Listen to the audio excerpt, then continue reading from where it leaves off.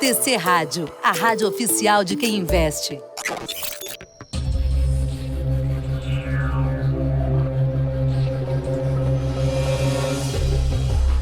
Começa agora os 10 mil deles.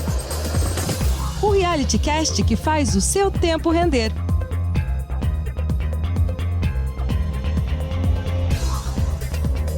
Haha! Vocês acharam que nós não voltaríamos? Algumas pessoas aí do outro lado falaram, tá bom. Depois que os 10 mil saíram de 10 mil, foram pra 9 cacetada, os caras ficaram com vergonha e foram embora. Não. A vida é feita de um conjunto de coincidências. O nosso glorioso Carlos Castrucci teve as suas merecidas férias. Ele poderia ter voltado na última quinta-feira, estava à disposição. Mas aí, com o meu braço esquerdo enfaixado, não ia dar para operar a mesa. Então, o bom senso impôs que nós voltássemos hoje, senhoras e senhores. Muito boa tarde a você que nos acompanha pela TC Rádio, 3 horas mais 2 minutos, estamos ao vivo. Depois você pode acompanhar também pela sua plataforma de streaming e podcasts predileta. Deve ser o caso de muita gente que apertou o play agora. Vamos juntos nesta quinta-feira. Alguns fatos quentes a gente vai repercutir justamente pelo fato de o programa ser ao vivo. Você nos acompanha pelo YouTube e através do chat interage conosco, ou então através do nosso WhatsApp lá da TC Rádio. Você sabe que o caminho não falta para participar e para interagir. Aí vamos ao que aconteceu. O homem tá lá na outra ponta, já vou falar dele ali, ó. A nossa carteira, que se despediu da, eu diria assim, temporada de descanso do Carlão, abaixo dos 10 mil, já está em 11 mil cravados. Foi uma subida no período de 11,2%, temos assuntos a tratar. O Ibovespa no mesmo período subiu menos, 10,8%. Vamos falar de Imóvel, que foi simplesmente a maior alta. Sabe quanto? Quase 50%. Em compensação, a GM recuou 14,7% e a gente também vai falar a respeito da estratégia, se é que houve alguma mudança na composição dos 10 mil. Você também vai saber a perspectiva do Carlos em torno das recentes decisões de política monetária, tanto no que diz respeito ao Copom, quanto decisões lá da Europa, Banco da Inglaterra, também o Banco Central Europeu. E, claro, vamos falar de Estados Unidos. Afinal de contas, já é a próxima decisão mais forte que tem que estar no radar. E as últimas fotografias de mercado de trabalho, considerando o relatório ADP, não foram lá tão positivas assim. É isso, tamo junto e tamo de volta, meu caro Carlos Castrucci. Bem-vindo! Bora lá inaugurar esse segundo ciclo. Descansou bem? Fala, Léo, estou de volta aqui, né? Tava com saudades já de fazer esse programa aqui com você e falar com toda a nossa audiência, responder perguntas e assim em diante. Consegui descansar bastante, sim, né? Até tava comentando com você nos bastidores, é impressionante como a gente subestima o poder de férias, né? De descanso na nossa produtividade, né? Então, energia renovada, vamos lá para um ano que promete pegar fogo. E como promete, bora lá! Nosso programa tá só começando. Este é o podcast Os 10 Mil Deles. Um reality que faz o seu tempo render. Muito bem, vamos começar a conversar, Carlão. Até porque nós não tivemos tempo de bastidor pra falar, aqui é tudo ao vivo mesmo. Mas fica muito claro pra mim aquela sua tese de que o tempo com que o mercado desidrata é bem diferente da tendência de tempo com que ele volta a hidratar. A gente viu a bolsa de lado e para baixo durante tanto tempo, em especial a partir de outubro do ano passado.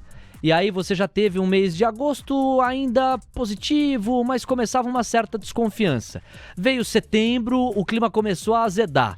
Aí setembro, outubro, novembro, dezembro, foram 4 meses difíceis para o investidor da Bolsa Brasileira. Alguns papéis, poucos, ainda davam alguma alegria, a tese de algumas pessoas ainda fazia sentido, mas na maior parte das estratégias de investimento, resultados bons não vinham sendo colhidos.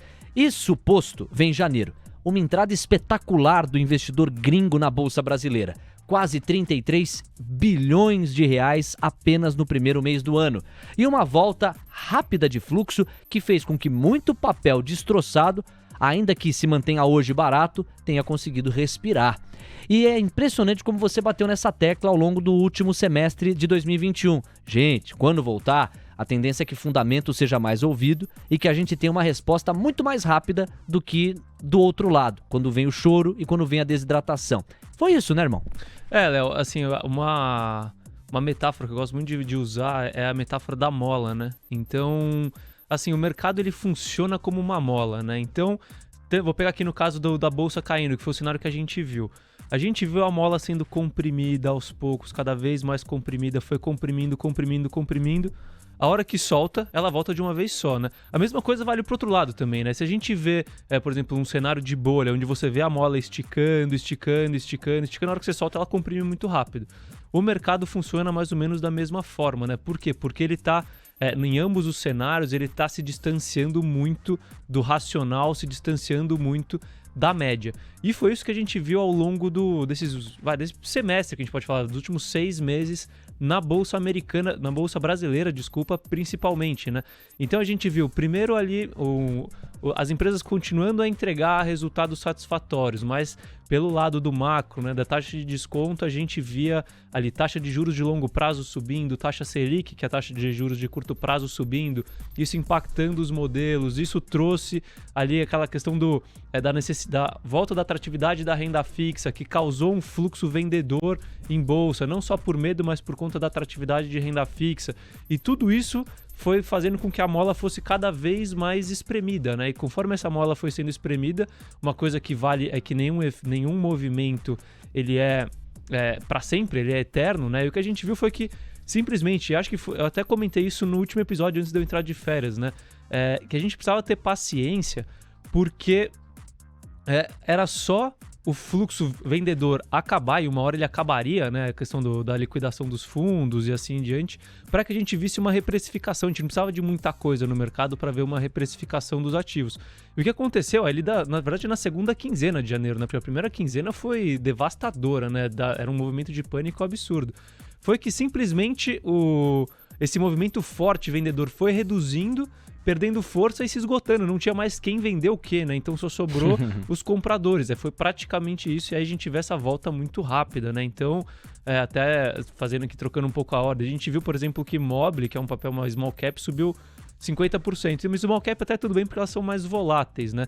Mas se a gente pegar do último episódio até esse, bancos subiram na casa de 15%, empresas de construção subiram mais de 20%, pelo menos as que a gente tem na carteira. Mais algumas aqui que eu anotei, deixa eu até pegar, tipo uma Panvel da vida, ou uma Pets da vida, que são empresas ligadas a varejo aqui brasileiro, subindo quase 30%. Então você vê que é um movimento de reprecificação muito forte, e não só em small caps, então não é um movimento isolado, né? Foi um movimento na bolsa de uma forma geral. E aí vamos também colocar aqui a observação de que não é porque a bolsa voltou rápido que ela já está cara ou com preço justo, mas muito pelo contrário. Quer dizer, para quem acompanha o micro e as entregas, os resultados das companhias, continua havendo a classificação de que elas, em boa parte, continuam pornograficamente baratas, muito descolado. Mas a questão é que esse descolamento deu uma diminuída. Carlos, vamos tratar agora de alguns assuntos assim de macroeconomia, e depois a gente vai aprofundar para o micro e vai falar de algumas companhias. Mas primeiro, vamos dar um pulo lá nos Estados Unidos. Vamos falar da última decisão do FONC e o mais importante para o investidor, que é o que tem de acontecer para março.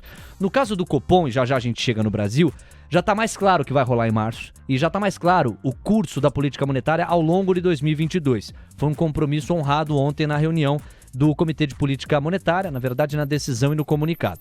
No caso dos Estados Unidos, o mercado achou que o comunicado veio bem, depois na coletiva o Jeremy Powell deu algumas sinalizações que deixou o mercado mais preocupado. O fato é que a expectativa e tendência é que o ciclo de elevação de juros comece em março, as dosagens a gente vai saber conforme essas reuniões se aproximam, a de março no caso, mas o fato é que esse aperto monetário deve ter início. Cara, qual o balanço que você fez desse ritmo de condução da política monetária nos Estados Unidos? E o que você está esperando que venha pela frente? O Data Castrucci aponta para o quê?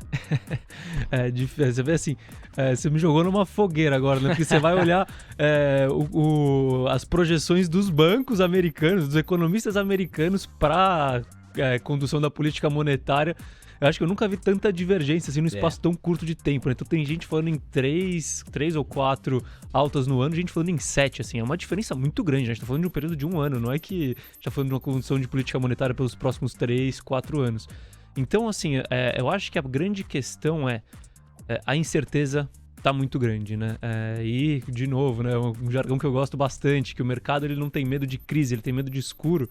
E o mercado está ficando cada vez mais no escuro com relação à condição da política monetária americana, né? Claro que a gente tem que ter uma distinção muito grande entre Estados Unidos e entre Brasil, né? Lá as coisas são organizadas, as coisas funcionam de uma forma geral e elas são bem mais previsíveis, né? Então, essa incerteza da política monetária americana, ela assim, pra gente aqui, se fosse um cenário brasileiro, seria quase que uma certeza, né? Porque é algo que não é muito impactante. Mas o que eu espero, tá? Eu acredito que, assim, o Fed, por mais que o mandato dele seja emprego e inflação, é claro que ele olha também desempenho das bolsas, né? Então, o que o Fed está tentando fazer é preparar o mercado para um cenário de restrição monetária, né? Então, com o aumento de juros, com o início da venda de ativos, né? Que é algo que que é recente essa ideia. E ele vai dosar isso de acordo com o que acontece com o mercado, né? É que assim, Carlos, de fato, é uma puta de uma sinuca de bico, porque de um lado você tem uma inflação permanente, você já tem movimentações, inclusive de bancos centrais desenvolvidos elevando taxas. O grande exemplo é o Banco da Inglaterra, foi de 0,10 para 0,25 e hoje de 0,25 para 0,50. O Banco Central Europeu, por enquanto, está segurando ali no zero, mas você tem uma certa pressão. O americano, isso está derretendo a popularidade do Biden, não está acostumado com inflação de 7% e está exigindo ali melhoras. E o próprio Biden sabe que o sucesso das eleições legislativas desse ano e de uma eventual reeleição ou passagem para outro personagem democrata depende pra caramba de popularidade, que por sua vez depende de controle inflacionário. Então você tem esse lado da história. E de outro lado, você pega o relatório ADP dessa semana, que é uma prévia do payroll, você ainda não tem o aquecimento do mercado de trabalho na proporção e na intensidade que se imaginava. E de outro lado, você tem uma China do outro lado do planeta que está reduzindo os juros para continuar estimulando o crescimento econômico. Então, quer dizer, é um tabuleiro com... E aí essa divergência. Você vê que tem gente falando em 3 altas ao longo do ano, gente falando em 7 altas ao longo do ano.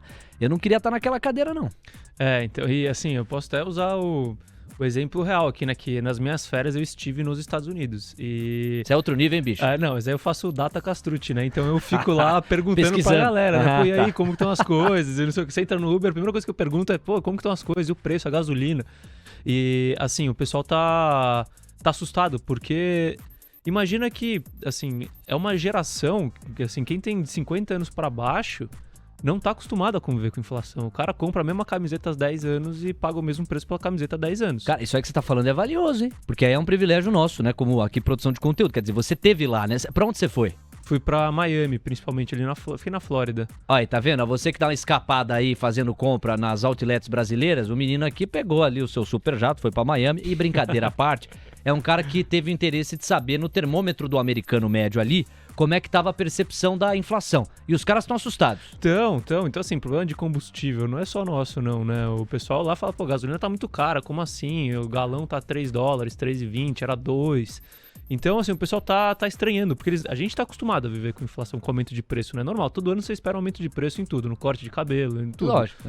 Lá não, entendeu? Lá as coisas são constantes, então é um ambiente novo pro americano, né?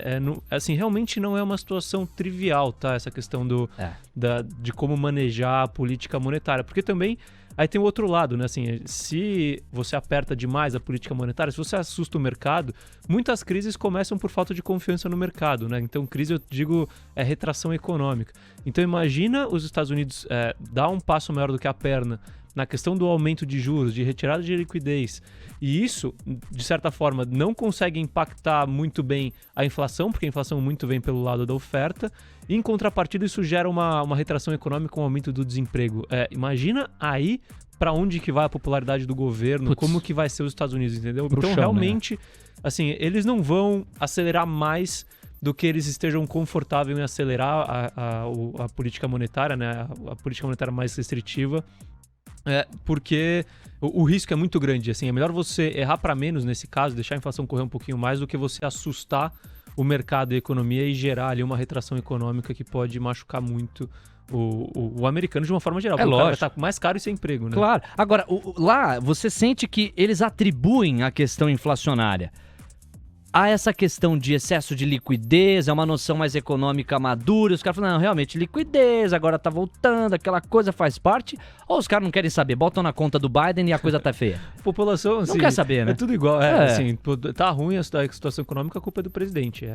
Essa é automático. É automático, Bom, gente, então falamos dos Estados Unidos e falamos muito bem, inclusive o nosso correspondente direto do Miami aqui trouxe o seu balanço. Agora a gente muda o eixo e vem pro Brasil, vamos falar antes, Europa, vamos dar um pulo na Europa lá rapidinho, pelo seguinte, Carlão, você viu que o Banco da Inglaterra continuou apertando questão monetária e subiu juros. Banco Central Europeu, por sua vez, mantém 0-0. O impacto europeu para o mercado brasileiro é ínfimo perto do impacto americano. Mas ainda assim vale te ouvir rapidinho. O que você está achando da condução monetária por lá? A inflação está bem forte também, a exemplo dos Estados Unidos.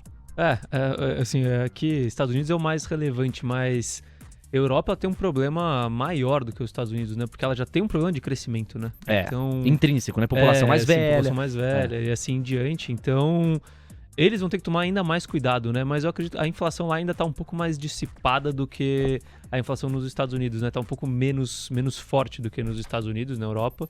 Porque o hábito de consumo, assim, a economia americana, o americano, ele tem o hábito de consumo muito forte, né? Então, o lado da demanda, ele é forte. Mesmo com o aumento de preço, o pessoal continua consumindo, comprando casa, comprando carro, trocando de carro e assim em diante, vivendo de certa forma alavancado, né? Então, assim, eu acho que o Banco Europeu está tomando o caminho certo também, né? Pelo que tem de hoje na mesa, né? É muito difícil você saber se vai ser certo lá na frente ou não. E tem esse asterisco que você fez bem de colocar. Você tem uma configuração diferente pro continente, pro bloco, pra região, outras preocupações diferentes das americanas. Algumas são comuns, por exemplo, a insistência inflacionária, mas outras muito diferentes com a própria idade média da população e a dificuldade do crescimento. O Japão é um caso bem parecido e talvez o extremo, né, desse problema do crescimento ali, o fadado à dificuldade de crescimento. Você tem deflação histórica no Japão, você tem uma outra configuração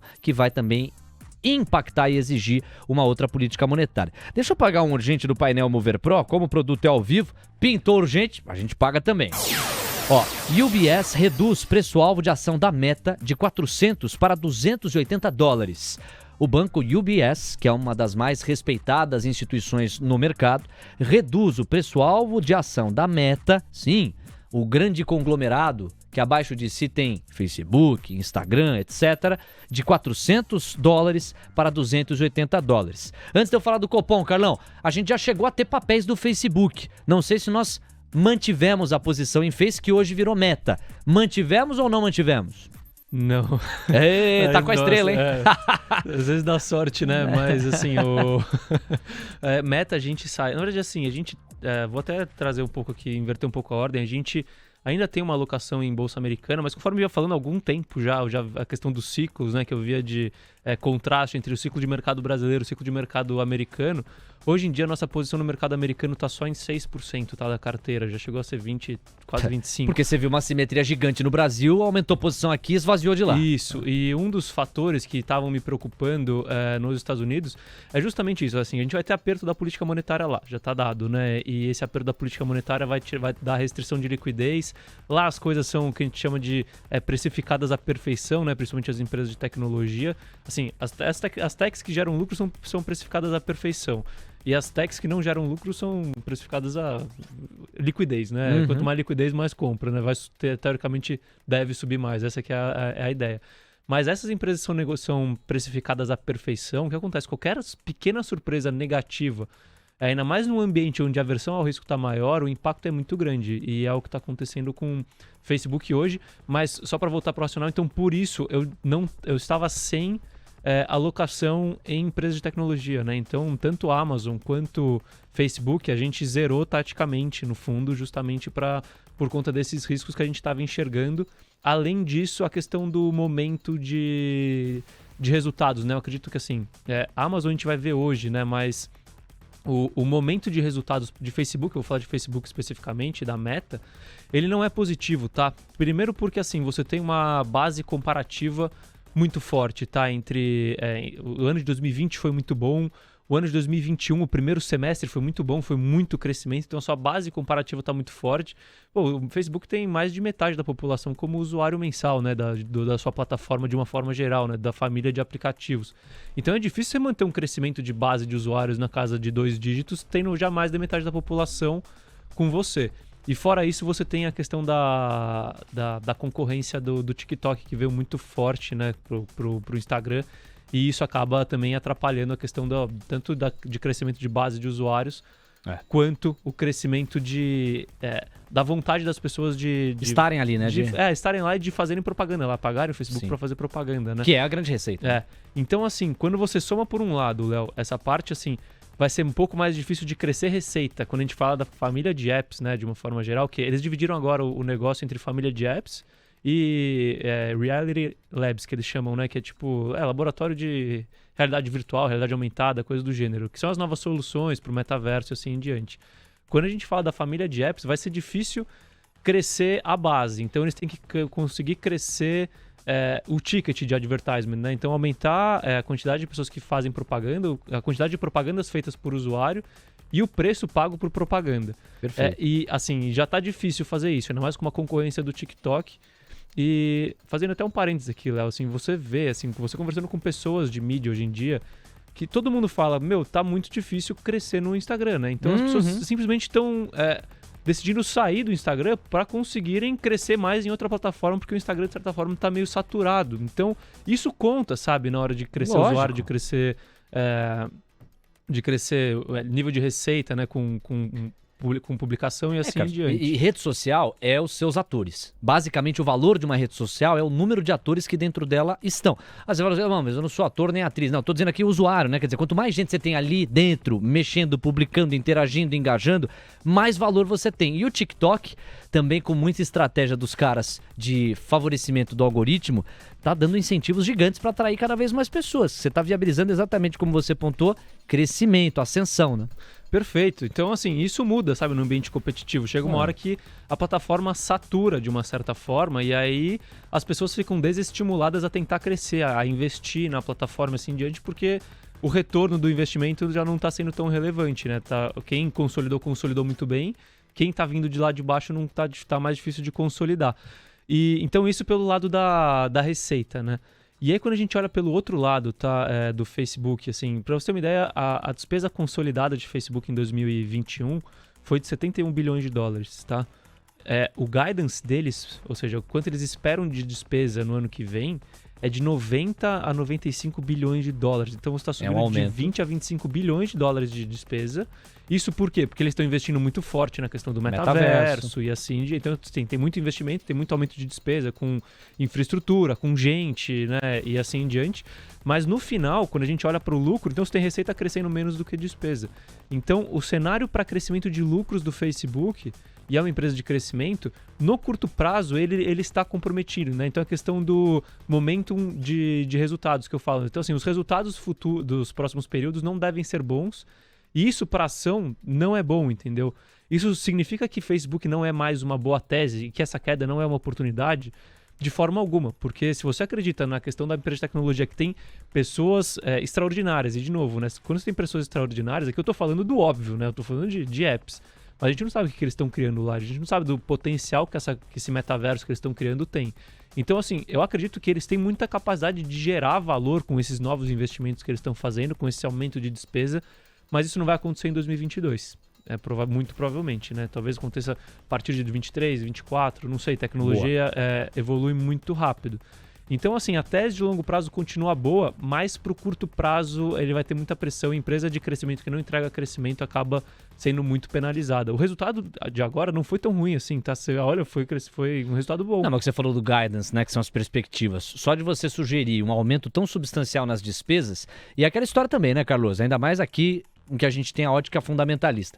Se olhar para a Meta como uma empresa realmente para o longo prazo, apostando nessa tese do metaverso, e nessa revolução, nesse divisor de águas que o conceito vai trazer lá na frente, poxa, é uma baita de uma oportunidade de entrada, inclusive, esses descontos aí atuais. Mas, de fato, no curto prazo, A fotografia implica isso. A receita está crescendo menos proporcionalmente do que as despesas. Ó, são 3h25, deixa eu mandar um grande... Aliás, deixa eu convocar aqui os aplausos do nosso auditório para os participantes deste humilde programa. DDD 11, o Cadu tá por aqui, comentem do Copom, comentaremos. Também quero mandar um abraço aqui, ó, pro DDD 47, André Giacomoli. O Giacomoli, André Giacomoli tá por aqui. Ele vai lá e fala: olá, tudo bem? Podem falar sobre a Tesla? Será que é uma boa companhia para entrada? Ela tá positiva, etc.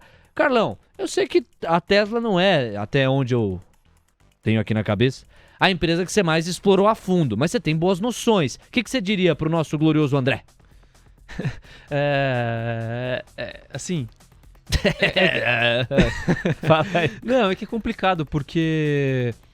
o que acontece, assim, imagina que eu vou fazer um exercício de retorno esperado, né? Tá. O que é retorno esperado?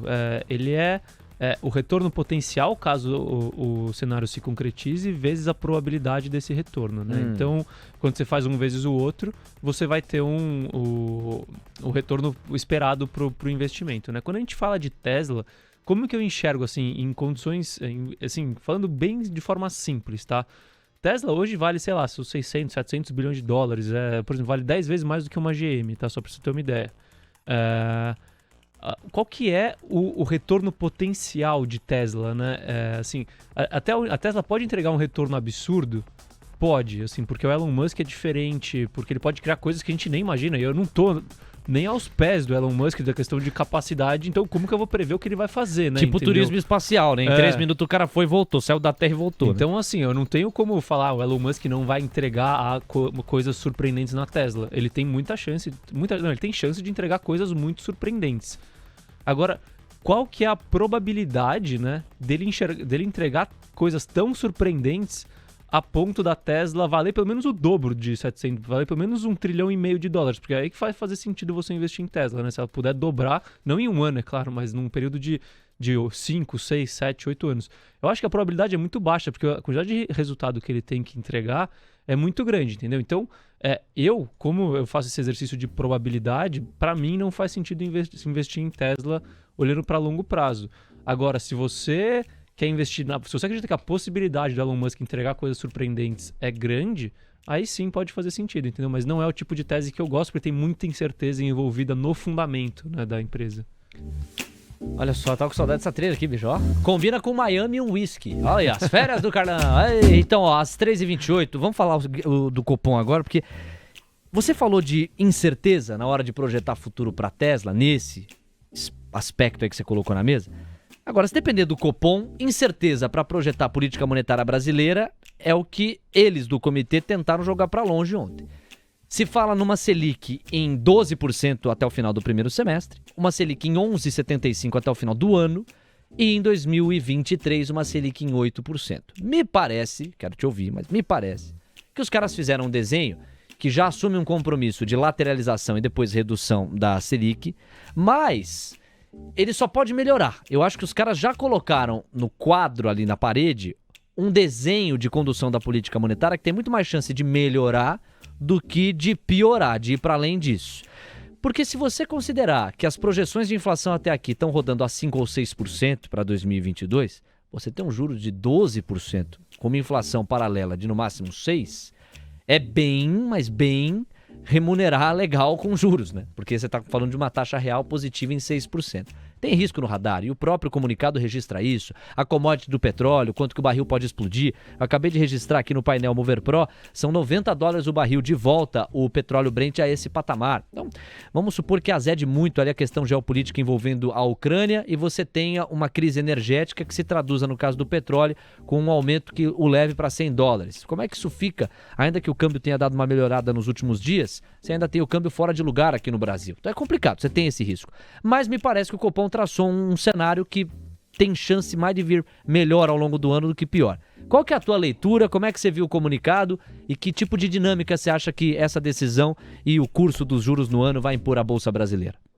Léo, eu gostei, tá? Eu gostei bastante. Assim, eu diria que da minha memória que foi o melhor posicionamento deste Banco Central de todas as decisões que eles já tomaram, sabe? Porque assim, uma coisa que eles fizeram que eu acho bastante importante, eu gosto muito das questões de vieses cognitivos, né? Então, a partir do momento, e um viés que é muito forte em qualquer pessoa é o viés da ancoragem, né? Então, a partir do momento que você já projeta um cenário que é plausível, né? Então, não é que eles estão falando de algo esdrúxulo, né? Eles estão projetando um cenário plausível que as pessoas aceitaram, as pessoas já começam a ancorar as expectativas no cenário que eles desenharam, entendeu? Então, assim, eu acho que esse ponto já é bem positivo para mexer com o psicológico do mercado e ancorar.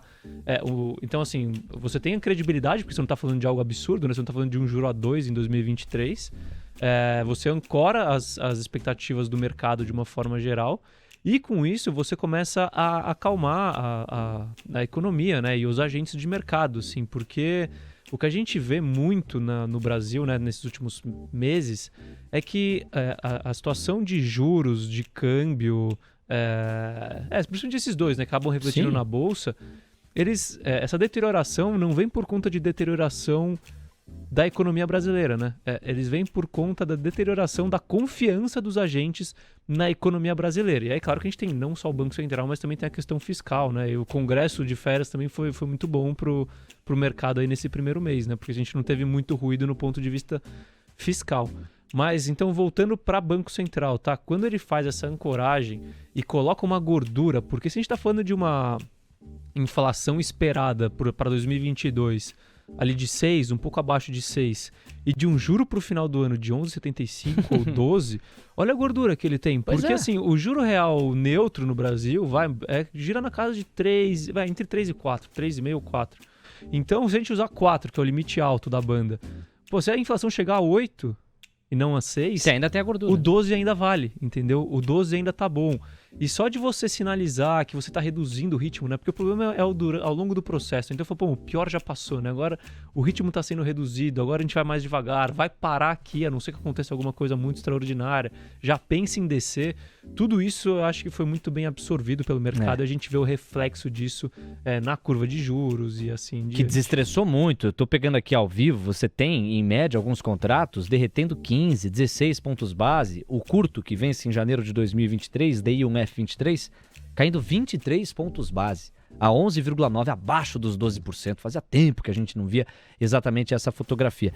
E acho que assim, te complementando, um outro ponto que me pareceu bastante acertado foi que o Copom não se comprometeu, não contratou alta de X pontos base para a próxima reunião. Achei um baita de um acerto isso, porque é isso, você sinaliza tendência, você sinaliza para onde você quer chegar, mas você não precisa escrever em pedra quantos pontos base você vai ter que decidir. Até porque tem um conjunto de variáveis que deixam muito mais precisa essa decisão se ela for tomada na hora em que ela deve ser tomada. Então eles abandonaram um pouco essas últimas guinadas aí que deram nas decisões recentes e já registrar, não vou dizer em pedra, mas formalizar no documento quanto que proporiam.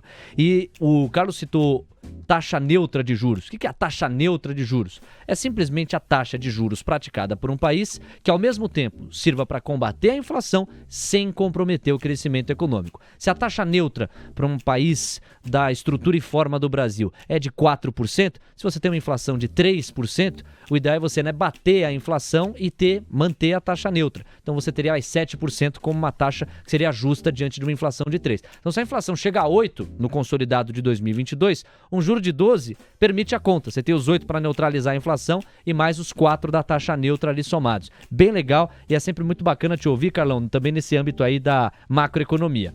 Senhoras e senhores, são 3h34, vamos falar ainda mais de companhias. Fiquem à vontade aqui para participar deste humilde programa pelo chat do YouTube ou então pelo nosso WhatsApp, o WhatsApp da TC Rádio. Vamos em firme então, porque já passamos da primeira metade e está indo muito rápido.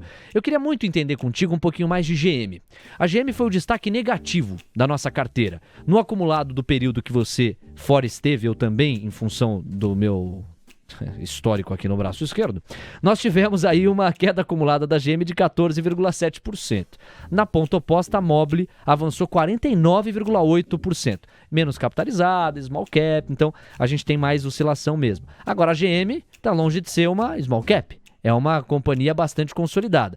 E ela derreteu 15%. É notícia. 15% em, 3, 4 semanas me parece forte. O que rolou? Então, assim, na verdade, do ponto de vista negativo, eu acredito que foi muito mais a questão de fluxo vendedor nas bolsas americanas de uma forma geral do que fundamento, tá? E a GM tem um porém aí que eu acho que, assim, aí eu não tenho dado, vai faltar, mas no comecinho do ano ali, no final de 21 e começo de 22, a GM deu uma paulada para cima. Então, às vezes isso foi mais uma correção dessa paulada para cima que GM deu e acaba ficando meio no 0-0, tá? O que vale destacar de GM é que GM divulgou os resultados ontem, né? Antes de ontem, desculpa. E assim, o cenário para GM continua bastante forte, bastante favorável, tá? Não só falando de longo prazo, né? Que tem toda a questão dos veículos elétricos que eles estão entrando, veículos autônomos, a parte de sistemas, de seguro, assim, todas as questões que eu já abordei na tese de GM. Mas para curto prazo, assim, para você ter uma ideia, o resultado fechado de 2021 foi lucro operacional, margem operacional e earnings per share, né, que seria tipo o lucro pro acionista, né, por ação, recordes da história da GM, tá, em 2021. E para 2022 as projeções são de crescimento em cima desses lucros recordes, tá? E por quê? Primeiro porque quando a gente fala de carros novos, né, o cenário para carros novos continua com demanda aquecida. Os preços estão mais altos, a demanda por carros de maior valor agregado está maior e a gente tem uma redução na questão do problema com semicondutores, tá? Então, quando a gente fala do mercado automotivo novo, isso está bastante positivo. Quando a gente fala de seminovos, que é a parte da GM Financial, né, que trabalha com leasing de veículos, esse mercado também continua muito aquecido, então a margem para a GM Financial continua... as perspectivas para a margem continuam muito favoráveis porque ela está vendendo o carro seminovo a um preço às vezes até superior do que é o preço desse carro quando ele era novo, entendeu? Então, para 2022, o cenário para a GM continua muito positivo na questão de resultados e isso pode acabar se traduzindo também uma parte em dividendos, né? Claro que eles estão investindo muito forte na questão de expansão. Eles têm... nossa, agora me fugiu o número, mas acho que era assim, um pouco menos de 40 bilhões para investir em veículos elétricos e veículos autônomos até 2025, então é muito dinheiro, né, que eles vão investir. Mas mesmo assim, acho que eles vão conseguir investir sem alavancar, só com geração de caixa e ainda deve sobrar alguma coisa para pagar dividendos. Então é uma tese que eu continuo gostando, assim, por isso que eu estou posicionado ainda. Boa, Carlão. Já tem algumas dúvidas aqui, eu vou pegar a da Larissa, que fala de São Paulo. O que você acha que a GM tende a oferecer com a ascensão dos carros elétricos? Tá havendo uma guinada interessante nessa direção? A dúvida dela. Muito, muito interessante, tá? Tanto é que a ideia da GM é praticamente só fabricar veículos elétricos a partir de 2030. E a GM está muito bem posicionada nesse mercado de elétricos. Primeiro porque, assim, quando a gente fala do lado da demanda por veículos, tá? Ele já tem uma plataforma de veículos para vender, né? Então, quando você vai para os Estados Unidos, por exemplo, você vai ver que, assim, de SUV para cima, a quantidade de GM que você vê na rua, porque GM não é só Chevrolet, né? É Chevrolet, é Cadillac, é GMC, é Hummer.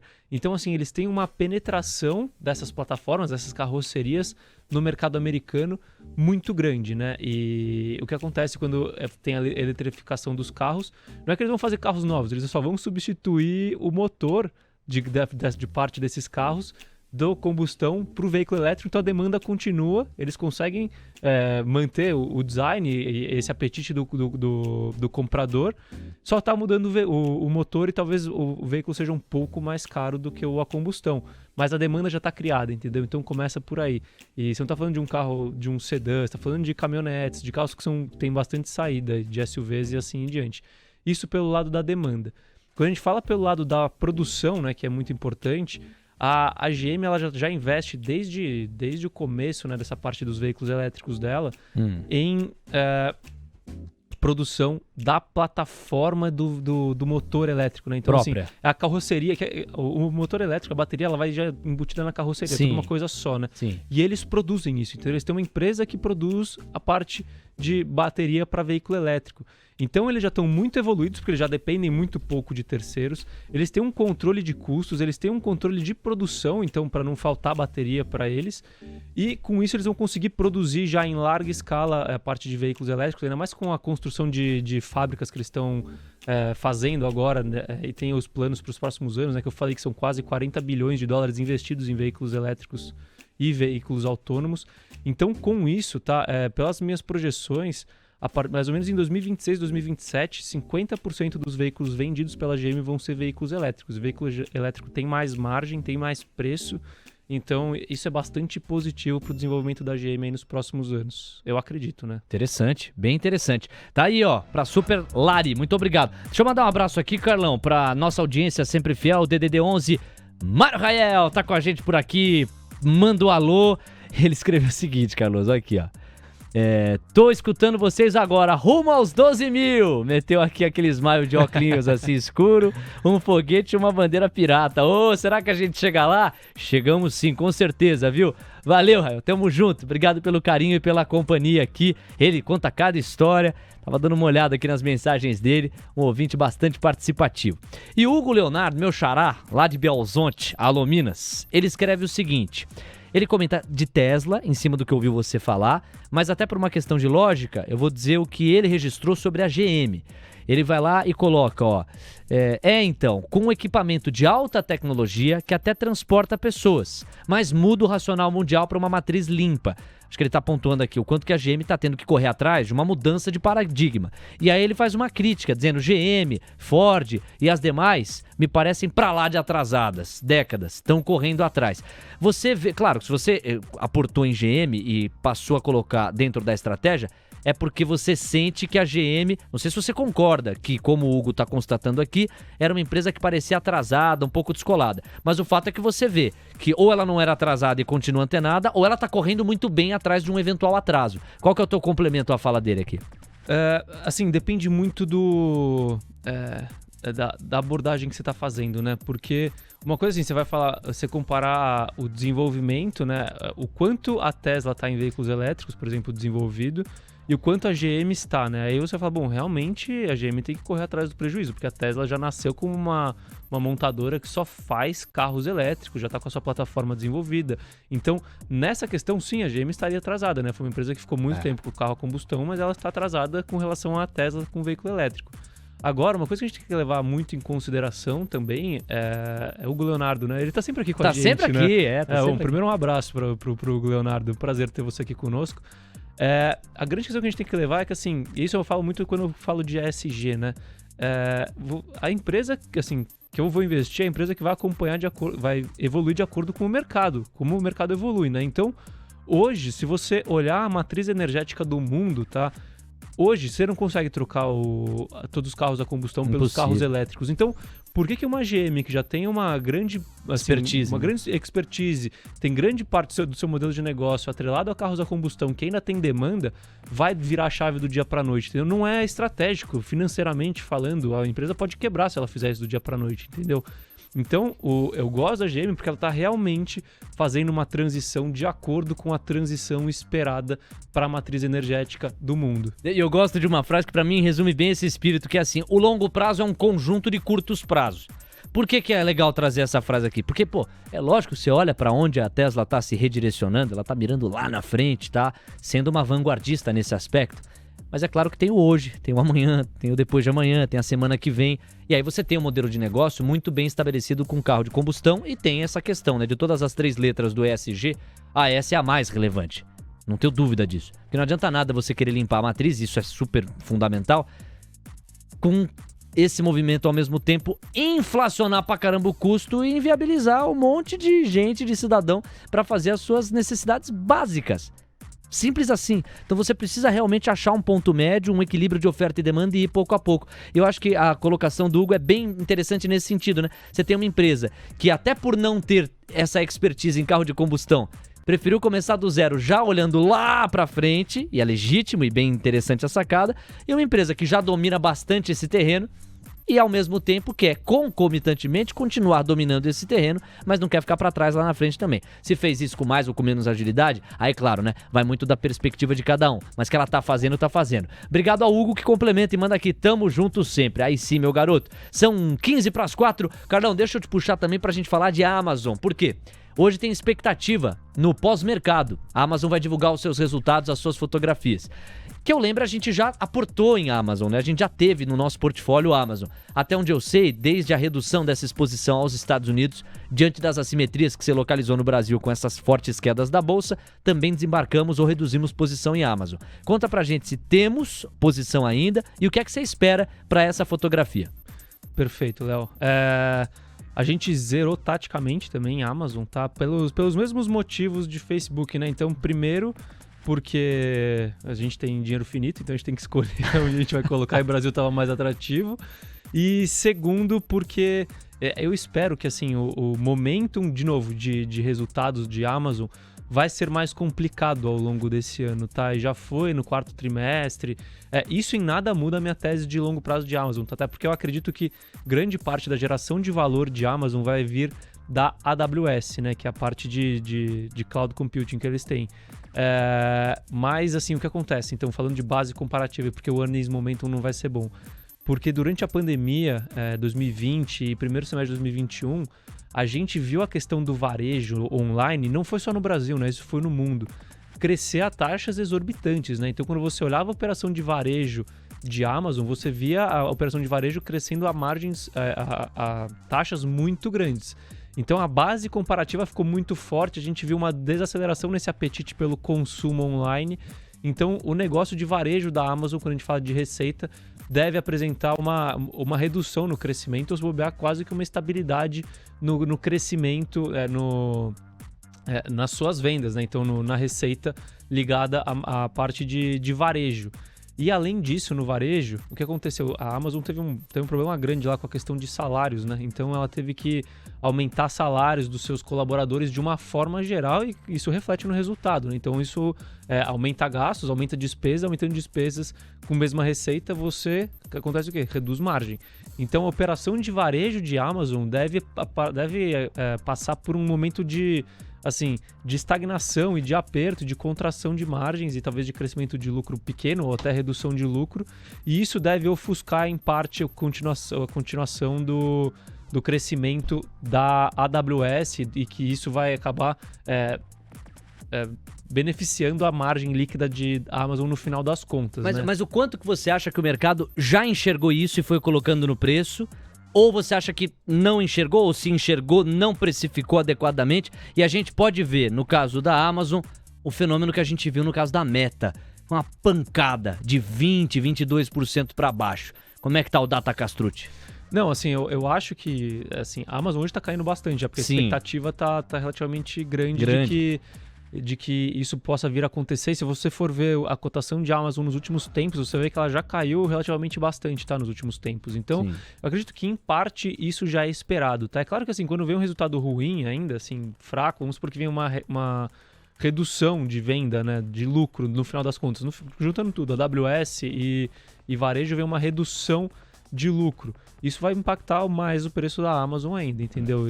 E a Amazon negocia 50 e poucas vezes lucro, né? Então, tem um crescimento grande embutido. E mais uma vez, eu acho que grande parte disso vem da AWS e não do varejo, que já historicamente gerou pouco lucro ou quase nada, né? Mas, é bom ficar de olho, por isso que eu acabo continuando de fora de Amazon por enquanto, mas eu gosto muito da tese de Amazon, tá? Até eu acredito que quando a gente faz um paralelo com a Meta, o cenário para a Amazon é melhor do que o cenário para a Meta, falando com base no que a gente sabe hoje, porque a AWS vai continuar crescendo, varejo, eles continuam como líderes, não tem um competidor tão forte nos Estados Unidos, que é a principal operação deles. Então, assim, eu acho que é mais uma pressão de curto prazo, tá? Mas, assim, eu acho que esse ano vai ser um pouco complicado para a Amazon, de uma forma geral. Vamos acompanhar. Se vier forte o resultado, dependendo do price action do papel, pode ser que eu volte em breve. Carlos, é o seguinte, deixa eu passear pela commodity do petróleo para pegar a sua opinião sobre a queda de braço que a gente está vendo na Ucrânia. Porque o petróleo Brent está avançando 1,4% agora, a quase $91. Quando eu abri a cobertura hoje de manhã, junto à equipe aqui do Expresso da Manhã, na TC Rádio, nós falávamos de um petróleo Brent na faixa dos 88,50. Então você vê que num curto intervalo de horas, está saindo de 88,50, buscando $91. Ainda fica muita apreensão, tensão e incerteza sobre aquilo que pode significar uma eventual invasão russa no território ucraniano. A grande notícia de ontem para hoje é que os Estados Unidos encaminharam mais 3.000 soldados para fortalecer uma eventual intervenção ou proteção para o leste europeu. E a gente sabe que se houver represálias, quedas de braço mais gigantes, você deve ter, pela dependência do velho continente, do gás natural da Rússia, uma disparada no preço do gás natural que também pode contaminar a commodity do petróleo, e de 91 para 100 dólares o caminho não é tão distante. Eu queria te perguntar o quanto que você acha preocupante o que está acontecendo com a cotação do petróleo e essa tendência que alguns analistas sugerem está posta de petróleo a 100, e também, de acordo com a tua noção de macroeconomia e de geopolítica, ninguém tem bola de cristal, mas o que você espera em termos de Europa? Hoje mesmo eu estava falando com o Buca e com o Beida a respeito, e eles pensam parecido. Eles não acreditam que vai haver uma grande catástrofe, acreditam que vai ficar mais no balão de ensaio e no verbo e não efetivamente no tiro. E que, portanto, o petróleo ele vai pouco a pouco se acalmar, assim como o gás natural. Você pensa o quê? Eu vou na mesma linha deles, tá? Eu acho que assim... É o que eu falo, política, né? E não é quando a gente fala de geopolítica, a gente sabe 0,01% do que acontece, né? Então, é muito um jogo, né? Um jogo de ameaça. Assim, na realidade, ninguém quer muito a guerra, né? E, pô, imagina pra uma Rússia, tudo bem que a Rússia tem uma baita força bélica de influência, assim em diante, mas você causar uma guerra, você comprar uma guerra com o resto do mundo pra invadir a Ucrânia, assim, efetivamente, ir pras vias de fato, né? Parece que é muito mais uma ferramenta de negociação, né, do que efetivamente algo que deva ser feito. Claro que assim, se peitarem, a gente sabe que o Putin ele faz, mas eu não acredito que eles devem fazer. E quando a gente fala da cotação do petróleo, das commodities de uma forma geral, o que me preocupa normalmente são questões estruturais, né? Então isso, assim como a gente viu em 2020, a guerra do petróleo lá da Arábia Saudita pressionando o preço para baixo, assim em diante, isso não me assustou do ponto de vista para baixo. Esses desequilíbrios no petróleo para cima por causa de uma expectativa de conflito e coisas do gênero, isso também não me assusta muito, tá? Então, eu tô relativamente tranquilo. O petróleo pode bater 100 dólares? Pode. Mas a questão vai persistir em 100 dólares ou em 90 e poucos dólares por quanto tempo, né? Porque se ficar 2 meses, 3 meses, não é nada. Agora, se ficar 3 anos, 4 anos, aí sim, eu não acredito que vai ficar. Mas esse teu não é nada, ele vai até que página? Porque se ficar 3 meses, é bem possível que você tenha impacto na precificação da Petrobras. Ou você acha que os caras segurariam? Ou na precificação do combustível. Do combustível. Assim, eles já estão com uma política bem mais flexível, né? Estão demorando mais para fazer os reajustes. Da boca para fora falam que, né, não abrem mão da paridade internacional, mas demoram para repassar. Mas assim, de qualquer forma, você tem um reajuste para cima, você tem um reajuste para baixo também, né? Como a gente, ele oscila para os dois lados. Então você tem a inflação uma hora, depois você tem a deflação, né? É algo que não é muito controlável, né? Esse preço. Então, assim, não me preocupa tanto. O que me preocupa é ficar o ano inteiro... Na verdade, é subir, né? Porque a grande questão da inflação é aumento de preços, né? Não é preços altos, né? São coisas diferentes. Então, ano passado, a gente já teve o petróleo numa média de 85 por muito tempo com dólar a 5,60, né? Sim. Agora a gente tem com dólar a 5,30 com petróleo a 90, teoricamente o impacto na inflação é quase zero. Se for para baixo é positivo, se for muito para cima é negativo. Mas, assim, não me preocupa muito a questão dos combustíveis hoje. Eu acho que, assim...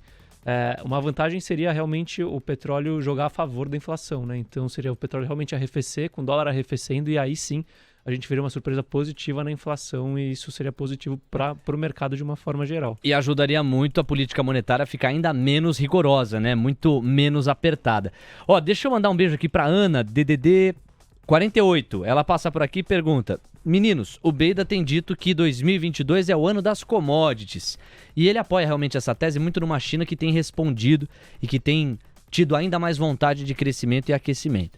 Aí ela pergunta se na nossa carteira existe alguma exposição a commodities e como ela se dá. Tá, a gente tem uma exposição pequena, relativamente pequena, né? A gente tinha 8% da carteira, virou 7% da carteira em commodities, e ela está no mercado de celulose e alumínio, né? Então via Klabin e CBA. CBA que inclusive foi a segunda maior alta da carteira nesse período, subiu 40 e poucos %. É que Mobile, né? Quase 50%. Mas CBA ficou ali 47%. Foi pertinho assim? 45%. Louco. Foi bem forte também. Por isso que a gente reduziu um pouquinho.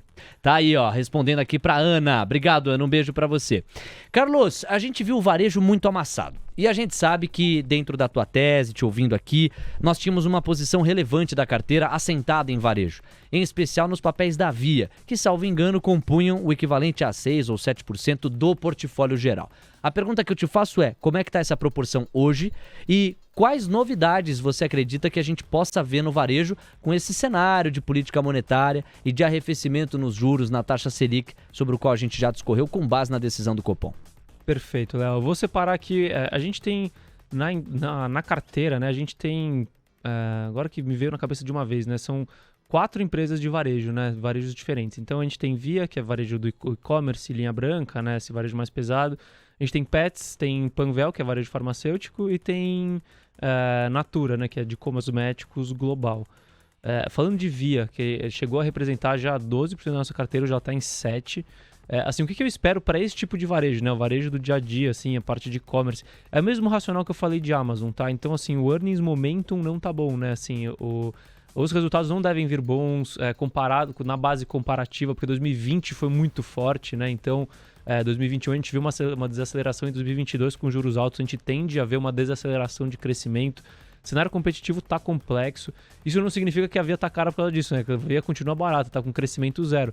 Mas significa que nos próximos períodos o earnings momentum para a Via não deve ser dos melhores, tá? Os resultados devem vir um pouco comprimidos por conta de tudo que a gente tem vivido.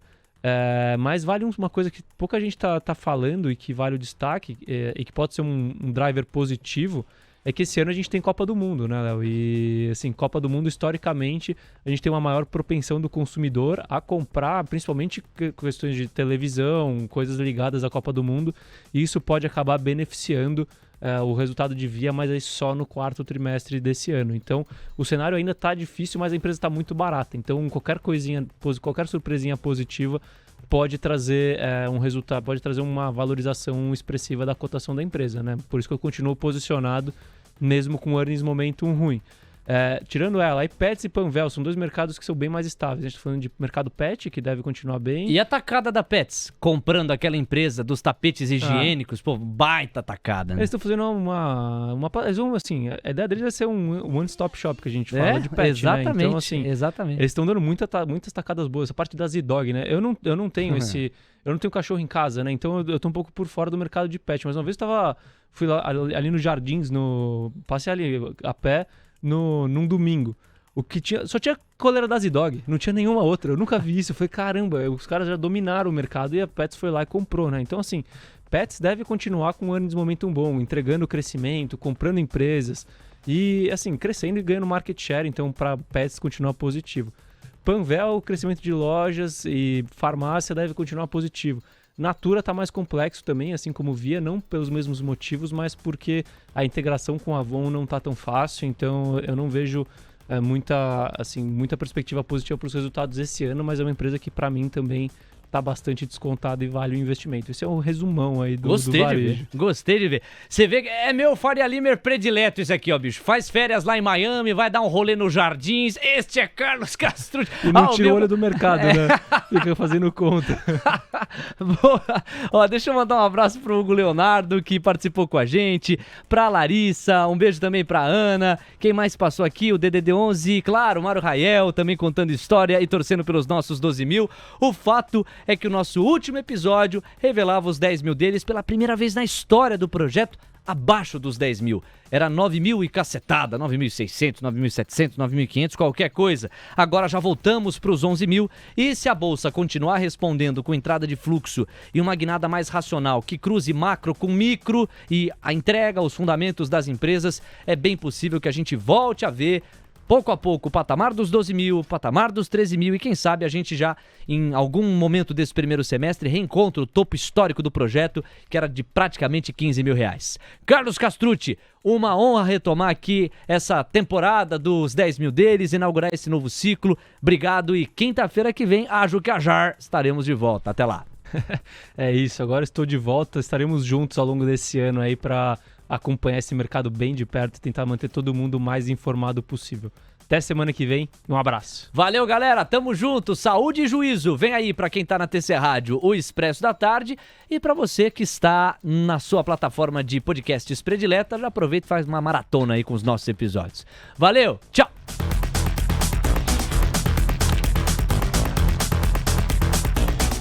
Termina aqui mais um episódio de Os 10 Mil Deles, o reality cast que faz o seu tempo render.